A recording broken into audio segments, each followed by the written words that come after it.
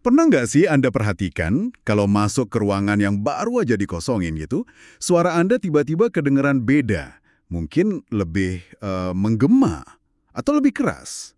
Nah, ini fenomena sehari-hari. Tapi ternyata ada penjelasan ilmiahnya loh. Oke, hari ini kita mau coba bedah nih, sains di balik suara di ruangan kosong. Kita gali bareng-bareng, kenapa kok bisa begitu? Siap ya? Yuk kita mulai. Nah, dari materi yang Anda kasih, poin pertama yang paling kelihatan itu soal hilangnya barang-barang ya. Tapi gimana sih persisnya nggak ada sofa atau karpet itu bikin suara jadi beda? Ya benda yang empuk, kayak sofa, terus tirai, karpet, bahkan tumpukan baju deh di lemari. Itu semua fungsinya kayak sponge gitu, nyerap energi suara. Nah, kalau nggak ada barang-barang itu, energi suara yang Anda keluarkan itu nggak banyak yang nyerap. Akibatnya apa? Ya permukaan keras kayak dinding, lantai, langit-langit itu jadi pemantul suara utama. Dominan banyak jadinya. Oke oke. Jadi kayak dindingnya jadi cermin suara gitu ya. Ini nih yang langsung bikin kita kepikiran efek yang sering kita dengar, gema itu. Tapi di materi Anda disebutnya reverberation ya. Apa sih bedanya sama gema biasa yang kita tahu? Gini, kalau gema sehari-hari itu kan biasanya pantulan tunggal yang jelas ya. Misal teriak di tebing gitu. Nah, reverberation, atau mungkin kita bisa bilang dengung kali ya, ini lebih rumit. Ini tuh kumpulan dari, wah banyak banget pantulan suara. Terjadinya cepet banget antara permukaan keras tadi. Karena pantulannya banyak dan rapat, suara aslinya jadi kayak memanjang gitu. Kayak ngisi ruangan, bertahan lebih lama sebelum hilang. Efek gabungan ini nih yang bikin suara kerasa lebih keras dan ya lebih penuh. Wah, menarik ya. Jadi bukan cuma satu pantulan. Analoginya tadi kayak bola yang mantul lebih lama di ruang kosong, itu kebayang banget sih. Tapi ini bukan cuma soal keras atau lamanya suara doang kan ya?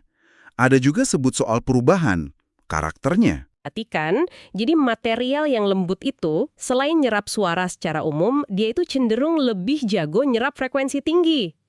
Tahu kan suara-suara kayak desis atau detail-detail halus di suara kita?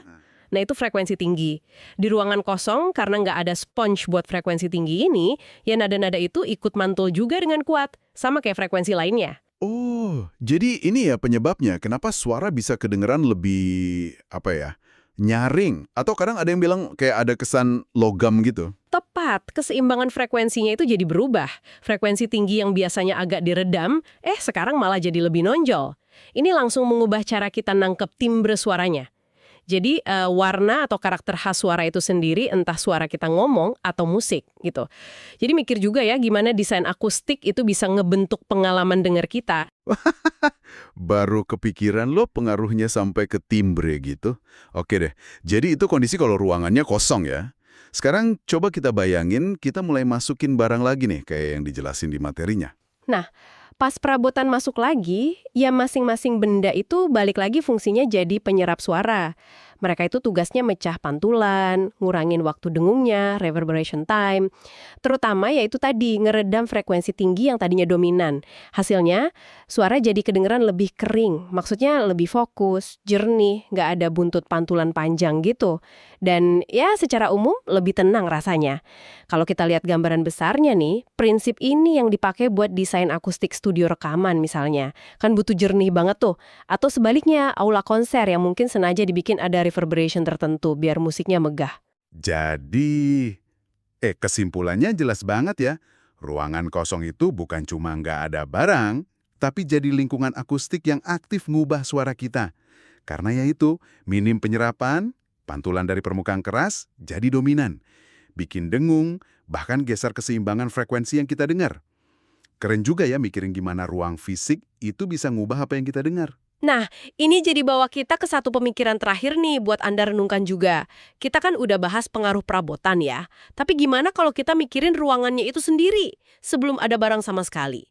Pernah nggak Anda kepikiran gimana bentuk arsitekturnya? Misalnya langit-langitnya tinggi banget, atau dindingnya melengkung, atau sudut ruangannya nggak siku-siku. Itu semua bisa nggak sih secara independen gitu bikin karakteristik dengung yang unik di ruangan itu? Pertanyaan bagus tuh. Sesuatu buat Anda eksplorasi sendiri ya, tentang dunia akustik di sekitar kita.